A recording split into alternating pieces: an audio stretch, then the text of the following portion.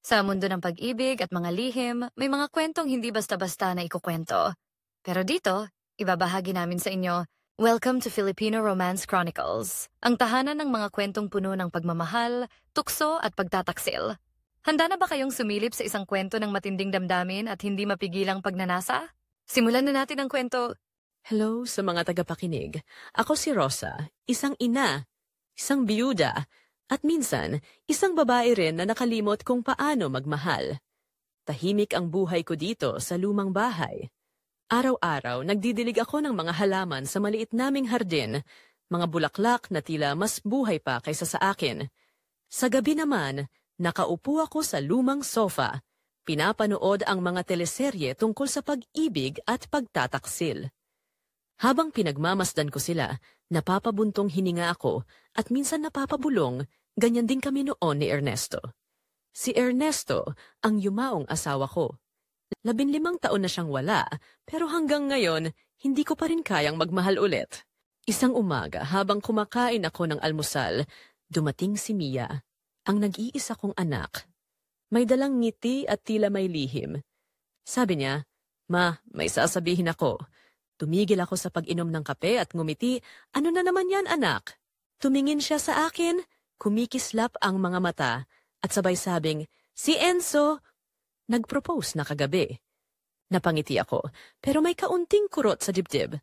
Ang batang minsang humahawak sa palda ko tuwing natatakot, may sarili ng buhay ngayon. Pinilit kong ngumiti, "Talaga ba, anak?" "Aba, congrats!" Sabi ko pa sabay yakap sa kanya, pero habang tinitingnan ko siya, pumasok sa isip ko, ito na talaga. Wala nang matitira sa bahay na to kundi mga alaala. Linggo ng hapon nang dumating si Enzo. Magalang, maayos manamit, at may ngiting may kumpiyansa. Pagbukas ko ng pinto, sabi niya, "Good afternoon po, Tita Rosa." Ako po si Enzo.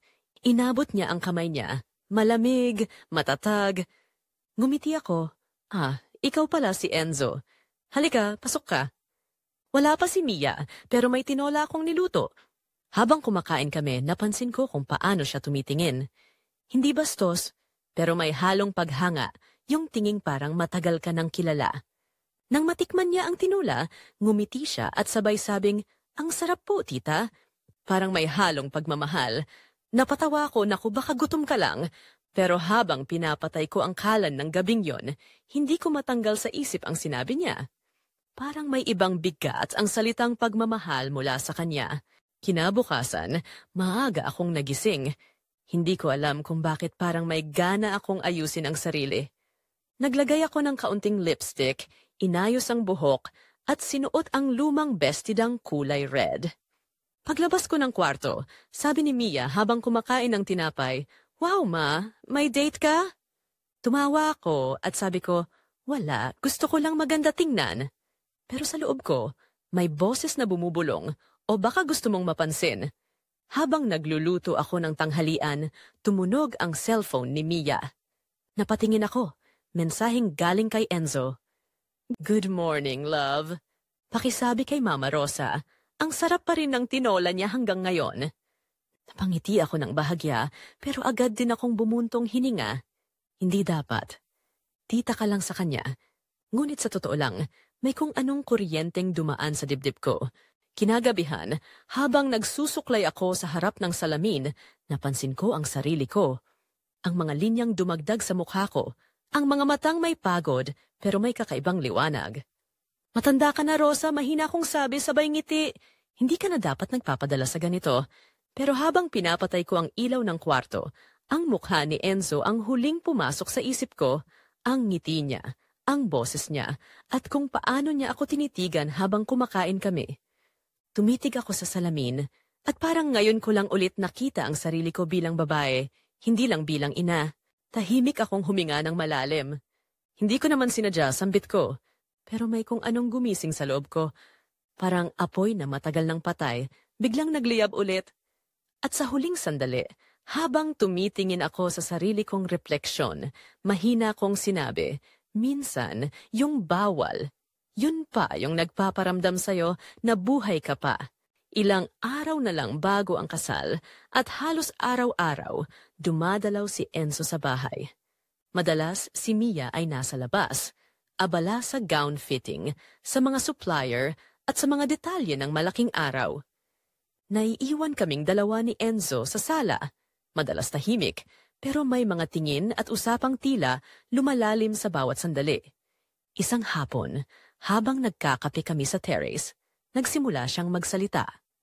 "Tita," sabi niya, "sabay tingin sa malayo, minsan po nakakalimutan nating, kaya pa nating magmahal, no?" Napatingin ako sa kanya, pilit na ngumiti. "O baka natatakot lang tayong mapahiya?" sagot ko. Sandaling katahimikan. Ang hangin humaplos sa buhok ko at sa di inaasahang paraan may kakaibang init sa pagitan naming dalawa. Hindi ko maipaliwanag pero parang pareho kaming may pinagtataguan. Kinabukasan, bumalik si Enzo dala ang mga imbitasyon para sa kasal.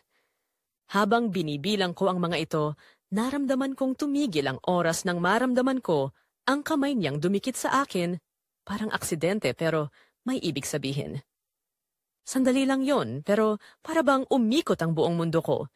Pinili kong hindi mag-react. Tumingin ako sa kanya at nakita kong pareho kaming huminga ng malalim, sabay iwas ng tingin. Kinagabihan, habang naliligo ako, hindi ko mapigilang isipin yung sandaling yon. Ang mga daliri niyang dumaan sa kamay ko. Bakit ako ganito? Tanong ko sa sarili, pero sa bawat patak ng tubig sa balat ko, mas lalo kong naramdaman na matagal na akong hindi hinawakan, hindi napansin, hindi pinili. Dumating ang gabi ng engagement party. Maganda ang lugar, mga ilaw, musika, tawanan. Pero sa gitna ng saya, ako lang ang hindi matahimik. Lahat ng tao abala, pero ang mga mata ko hinahanap lang si Enzo. At nang magtagpo ang paningin namin sa gitna ng maraming tao, parang naglaho ang ingay. Lumapit siya, bahagyang ngumiti, at bumulong. "Ang ganda niyo po ngayong gabi, tita." Napalunok ako. "Baka lasing ka lang," sabi ko, pero naramdaman kong kumabog ang dibdib ko. Lumipas ang ilang oras. Nagpaalam akong pupunta sa restroom para mag-retouch ng makeup. Pagpasok ko, tumingin ako sa salamin. Nakita ko ang sarili kong parang hindi na ako kilala. Ang mga pisngi kong namumula, ang mga matang nagtatago ng lihim. "Rosa, bulong ko, anong nangyayari sa'yo?" At doon, narinig ko ang mahinang katok. "Rosa," boses ni Enzo, halos pabulong, "kailangan nating mag-usap." Binuksan ko ang pinto at pumasok siya. Ang ilaw mula sa chandelier sa labas ay mahina, kaya't ang mga anino sa loob ng restroom ay gumagalaw sa bawat hinga namin. "Enzo, ano to?" tanong ko. Pero wala na akong lakas sa boses ko. Lumapit siya ng dahan-dahan hanggang maramdaman kong halos magdikit na ang aming mga hininga. "Hindi ko to ginusto," sabi niya, nanginginig ang boses, "pero hindi rin kita kayang pigilan." Napatingin ako sa salamin at doon ko nakita kaming dalawa. Magkasama sa isang eksenang hindi ko kailanman inakalang mangyayari. Tumigil ang oras. Walang salita. Tanging mga hinga at pintig ng puso namin ang maririnig. Ilang sandali lang, pero parang isang kasalanang walang hanggan ang bigat. Pagkatapos, tumalikod ako, humawak sa lababo, pilit na pinapakalma ang sarili. Nakita ko sa refleksyon ko ang isang babaeng hindi na inosente. "Diyos ko, anong ginawa ko?" Mahina akong sabi, pero sa totoo lang, hindi ako nagsisisi. Habang inaayos ko ang buhok ko, napatingin ako sa pintuan, wala na si Enzo. Pero sa dibdib ko, naroon pa rin ang init ng sandaling yon. Habang naglalakad ako pabalik sa hall, parang nag-iba ang paligid. Ang mga ilaw mas maliwanag, ang tawanan mas malalim, pero ako, ibang-iba na. Pagdaan ko sa mesa, nakita ko si Enzo kasama si Mia, magkahawak kamay. Ngumiti ako, pilit, pero sa loob ko may halong kaba at kakaibang kilig. Habang humahalik sila sa gitna ng kasiyahan, ako naman ay ngumiti ng marahan, sinasabing sa sarili, wala na. Wala nang atrasan. At sa gabing yon, habang pauwi ako, dala ko ang bigat ng lihim naming dalawa. Isang apoy na sinindihan namin sa gitna ng kasalan at kasalanan. Hindi ko alam kung paano ko haharapin ang umaga, pero ang sigurado ko, ayaw kong kalimutan ang gabi. Maaga akong nagising sa araw ng kasal. Ang buong bahay ay puno ng bulaklak, tawanan at amoy ng bagong luto. Pero sa kabila ng lahat, pakiramdam ko, ako lang ang tahimik. Habang pinapanood ko si Mia na inaayusan ng makeup artist, parang may bumibigat sa dibdib ko. Lumapit siya sa akin, nakangiti. "Mama, thank you, ha? Lahat ng to dahil sa'yo," sabi niya sabay yakap. Pinilit kong ngumiti, hinaplos ang buhok niya at mahina kong sinabi, "Anak, mahal na mahal kita." Pero habang sinasabi ko yon, may kirot. Dahil alam kong sa araw na dapat puno ng saya, may tinatagong kasalanan ang puso ko. Pagdating namin sa simbahan, mainit ang araw, pero mas mainit ang kaba sa dibdib ko. Nakita ko si Enzo, nakabarong, gwapo, pero hindi mapakali. Nang magtagpo ang mga mata namin, sandali lang, pero parang huminto ang mundo. Hindi ko alam kung dahil sa hiya or sa pagnanasa, pero sa loob-loob ko may boses na nagsabing, "Akin ka pa rin, kahit bawal." Nang magsimula ang tugtog, pinanood ko si Mia na naglakad papunta sa altar. Lahat ng tao nakatingin sa kanya, pero ako, kay Enzo lang. Habang nakatayo siya sa altar, naalala ko yung gabing magkasama kami. Ang init, ang paghinga, ang lihim naming hindi na mababawi. Parang bawat I do na bibitawan niya ay tinik na tumatama sa dibdib ko. Pagkatapos ng seremonya, nagsimula ang kainan at kasiyahan. Pero sa bawat halakhak ng mga bisita, may halong sakit sa puso ko. Nakikita ko silang magkasama, magkahawak kamay, pero hindi ko maiwasang maalala yung mga sandaling ako ang kasama niya, ako ang tinitingnan niya ng ganon. Habang nagpapakuha sila ng litrato, nagtama ulit ang paningin namin ni Enzo. Agad niyang iniwas ang tingin, pero ako ay ngumiti. Hindi yung ngiting masaya, kundi yung ngiting alam mo kung anong kasalanan ang tinatago. Habang pinapanood ko sila, may boses sa loob kong bumubulong, "Bakit siya pa? Bakit hindi ako?" Inilapit ko ang bibig ko sa tenga niya, halos pabulong. "Hindi pa." Saglit kaming nagkatitigan. Walang salita, pero malinaw ang nararamdaman. Gusto kong yakapin siya, angkinin, damhin. Pero hindi ko ginawa. Imbes, ngumiti ako ng bahagya at naglakad palayo, iniwan siyang nakatayo sa gitna ng dilim ng hallway. Sa reception, muling nagbalik ang tawanan. Lahat ay masaya. Pero ako, nakaupo lang sa isang sulok, may baso ng alak sa kamay.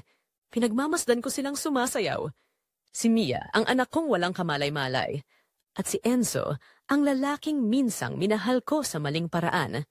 Habang nakatitig ako, dumulas ang mga daliri ko sa baso, parang hinahanap ang init ng gabing yon. Ang musika sa paligid nagiging mahina, ang mga tao parang naglaho, at sa paningin ko, kaming dalawa lang ni Enzo ang naroon, nagsasayaw sa gitna ng kasalan, sa ilalim ng mga matang hindi nakakakita ng katotohanan. Narinig ko ang sarili kong huminga ng malalim, sabay bulong. Karma na siguro to. Pero bakit ang sarap? Habang tinatapos ang kasiyahan, tinignan ko ulit si Enzo.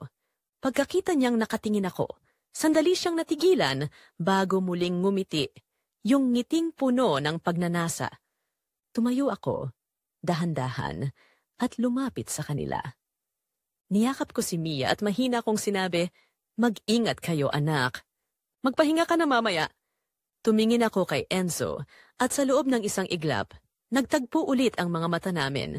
At doon ko nakita, hindi tapos ang lahat. Umalis akong nakangiti, hindi dahil masaya ako, kundi dahil alam kong sa gabing yon, magsisimula pa lang ang tunay naming kasalanan. At habang sumasara ang pinto ng kotse pa uwi, mahina kong sinabi, wala na. Hindi ko na kayang tumigil. Sa labas, maririnig ang huling tugtog ng kasal. Pero sa loob ko, may musika ng kasalanang hindi kailanman titigil. Pagkatapos ng kasal, ang musika ay unti-unting humina at ang mga ilaw sa garden reception ay isa-isang namatay. Naiwan akong mag-isa sa bahay, suot pa rin ang dress na ginamit ko kanina. Sa kamay ko, isang basong may kalahating laman ng alak. Mapait, pero nagbibigay ng lakas ng loob. Tahimik ang paligid, tanging tunog ng orasan ang naririnig. Tumingin ako sa salamin. Oo, yung salamin din yon mula sa gabi ng engagement party. Ang refleksyon ko, hindi na inosenteng ina, kundi isang babaeng may lihim na apoy sa loob. Mahina kong sinabi, masama na kung masama. Pero ito lang ang nagpapaalala sa aking may dugo pa akong dumadaloy. Maya-maya may kumatok. Mahina. Parang takot na marinig. Binuksan ko ang pinto at nandoon si Enzo. Nakabarong pa rin at ang mga mata niya ay puno ng kaguluhan. Rosa, sabi niya, hindi ako mapakali. Hindi ko alam kung galit ako sa'yo o sa sarili ko. Lumapit ako ng dahan-dahan, hindi nagmamadali. Ang tono ng boses ko kalmado, halos nanunukso. Kung galit ka, bakit nandito ka? Hindi siya sumagot. Nakatingin lang siya sa akin, parang may gustong sabihin pero ayaw bumitaw. Kinuha ko ang kamay niya, marahan kong inilapat sa dibdib ko. Naririnig mo yan? Hindi yan kasalanan. Apoy yan. Sa sandaling yon, parang tumigil ang hangin sa paligid. Tanging mga hinga naming dalawa ang maririnig. Mabagal, mabigat, puno ng pagnanasa at pagsisisi. Tumitig siya sa akin at sa unang pagkakataon, wala na kaming sinabi. Ang mga mata na lang namin ang nag-usap. Lumapit siya. 1 pulgada lang ang pagitan namin. Naamoy ko pa rin ang pabango niya. Yung amoy na dati ay nagpapabilis ng pintig ng puso ko. Ang mga kamay niya nanginginig habang hinahaplos ang pisngi ko. Hindi ko siya tinulak. Sa halip, hinawakan ko rin ang mukha niya, marahang hinila palapit. Walang salitang sumunod. Ang katahimikan lang at ang apoy na unti-unting lumalamon sa amin. Sa bawat sandaling magkadikit kami, naramdaman kong nabubuhay ulit ako. Hindi dahil sa pag-ibig, kundi dahil sa init ng pagiging totoo. Kahit mali, kahit bawal. Rosa, mahina niyang sabi habang nakapikit, patawarin mo ako. Ngumiti ako, malungkot pero totoo. Wala kang dapat ipagpaumanhin. Wala tayong ginagawang mali kung pareho tayong totoo. Ang mga oras na sumunod ay naging malabo. Ang tunog ng ulan sa labas. Ang mga hinga naming nagsasalubong, ang pintig ng puso naming sabay na bumibilis. Walang kailangang ipakita, lahat nararamdaman, lahat totoo. At habang hinahayaan kong lamunin ako ng apoy ng kasalanan, narinig ko ang sarili kong boses sa loob ng isip ko. Sa huling pagkakataon, hinayaan kong lamunin ako ng apoy. Hindi dahil sa pagmamahal, kundi dahil gusto kong maramdaman ulit ang init ng pagkatao ko. Kinabukasan, tahimik ang buong bahay. Ang araw dahan-dahang sumisilip sa bintana, parang walang nangyari. Bumangon ako, suot pa rin ang dress ko, magulo ang buhok, pero kalmado ang loob. Tumingin ako sa kama. Wala na si Enzo. Wala ni Anino. Ang tanging naiwan ay ang amoy ng kanyang pabango at ang bakas ng init sa hangin. Lumapit ako sa salamin. Wala na ang lipstick, wala na ang alahas. Ang nakita ko ay si Rosa. Hindi ina, hindi asawa, hindi martir. Isang babae lang. Tinitigan ko ang sarili ko ng matagal. Sa una, parang gusto kong umiyak. Pero sa huli, ngumiti ako. Isang ngiting walang takot, walang hiya. Isang ngiti ng babaeng muling natutong mabuhay kahit sa maling paraan. Siguro ito ang kaparusahan, bulong ko. Ang magmahal kahit alam mong masusunog ka. Huminga ako ng malalim, ibinaba ang tingin sa salamin at mahina kong sinabi, kayo, kung ang kasalanan ang tanging nagpapaalala sa'yo na may halaga ka pa rin. Susuko ka ba o lalaban? Tahimik akong ngumiti bago pinatay ang ilaw, iniwan ang sarili kong refleksyon sa dilim. At doon natapos ang kasalanan, at ang katahimikan.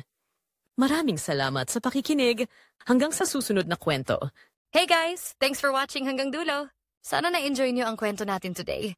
Kung bitin ka at gusto mo pang makarinig ng mas marami pang kwentong puno ng drama, pag-ibig at lihim, make sure to like, comment at subscribe para updated ka sa mga susunod naming istorya. May gusto ka bang plot twist o kwento na gusto mong marinig? Comment down below. Baka ikaw na ang next inspiration namin. Salamat sa suporta mga ka-FRC. See you in the next story. Stay tuned and take care always.